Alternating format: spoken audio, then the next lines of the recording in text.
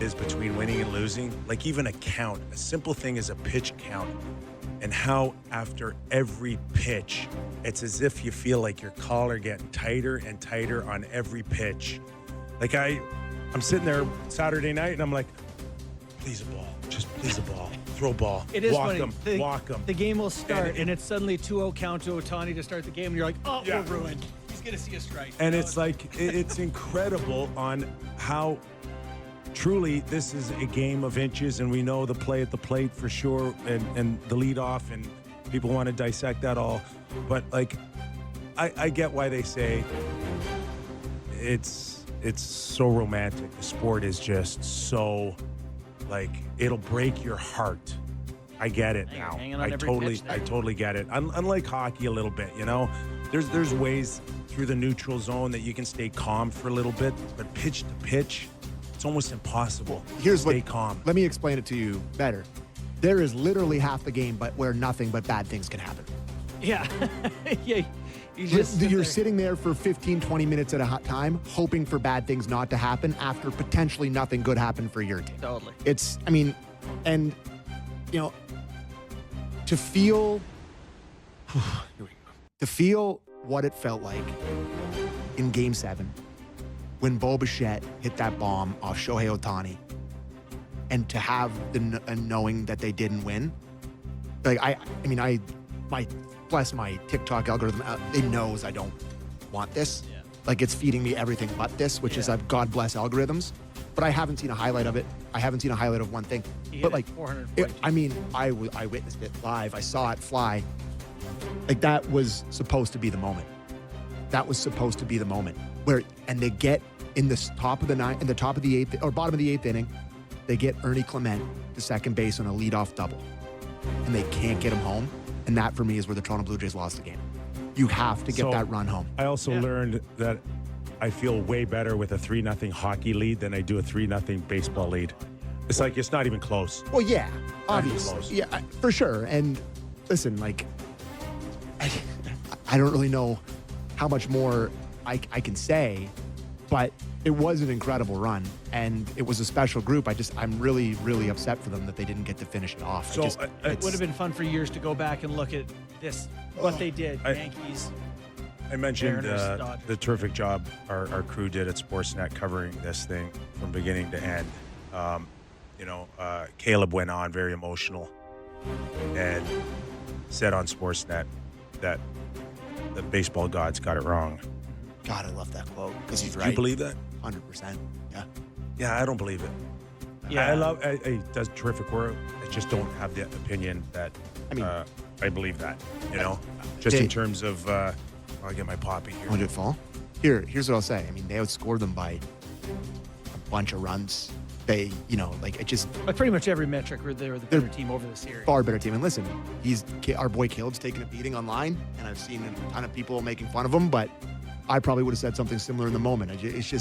It's really hard to go on as a team broadcaster who, played for the Tremendous Jays. emotion for sure. I get where he's coming from, and I get it, but I think this is the true beauty of sport is that it comes down to certain things, and there's such a fine line between winning and losing, and I think we just saw that. And people are saying that the Dodgers are ruining baseball. I don't agree with that. And I don't agree with that either. Like, you cannot buy, even with $1 billion, you can't buy what they have. Well, you can buy Yamamoto. You can buy talent, Sam, Yeah. but what you can't buy is a group of guys that come together. And we were so focused on the Jays of being this true team that loves each other and watches bats. I don't think we paid enough attention to the Dodgers have that too. They have that too, okay? And they were resilient, and they refused to die. They had every reason to die. The Jays had it, and they refused to die. That's not the golf. Can I get the sport right? That's not the baseball gods getting it wrong. When a team champions refuse to die. Okay. You're just, you're down to millimeters here, and I can't hold up the Dodgers as something better or brighter than what the Jays were after that series, particularly. Well, they didn't get the guy. They had base runners. They didn't get them in. Now we go into the details and what a hanging. Okay, Trey, I love him, but they squeezed every last drop out of him, and then he goes up there and he's probably a little overwhelmed, and he throws up a beach ball to Muncy. But that was a batting practice pitch. Yeah, he also crushed it. He also got out of the 6th inning, and he'd earned that spot. Buddy, I'm just telling you. I'm telling you that's you can only squeeze so much. A lot to ask. I'm more in the agreement that maybe the Jays helped put it on a platter for them to take it, but they still took it. Yeah, right. Listen, and you still have to execute to take it. They started, I don't think anyone has come in and said the Dodgers were a bad team. I do think that everyone's making the point that over the course of this playoff run of that series, head-to-head, the Blue Jays were the better team. I know they didn't get that final game. They lose by 1 in the 18th inning. They lose by 1 in the 11th inning. They beat the brakes off them 3 times. They didn't make the pitches that they needed to at the right time. The base running was subpar, and you left runners in scoring position. I'm not sure how much. But this is why Game it hurts 7 so much that by a toe, we got to come in here and argue about whether they deserved it or we deserved it. If you think the Dodgers deserved it. I know. It's like, okay. Yeah, it's what's a your philosophy point? difference, for sure. And there's also there's the feel-good vibe that people have had throughout this whole thing where it's like people connected with this team on a personal level. George Springer battling through injury to stay in games, coming up with big hits. Bo Bichette with the knee surgery, can't even run the bases, hits a 3-run dinger. You got guys getting pegged by pitches left and right, and they kept coming up. You fell in love with it. And that's absolutely. And that's why it had this vibe of like a movie where it's like it was destined to be.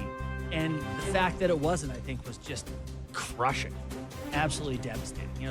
McKee's not alone in feeling the way he's feeling here. I have to say that if there's one thing, the amount of people over the past 48 hours, well, whenever the game ended till now, however many hours that is, that have reached out to me and said, hey, man, love you, thinking about you, has been completely overwhelming.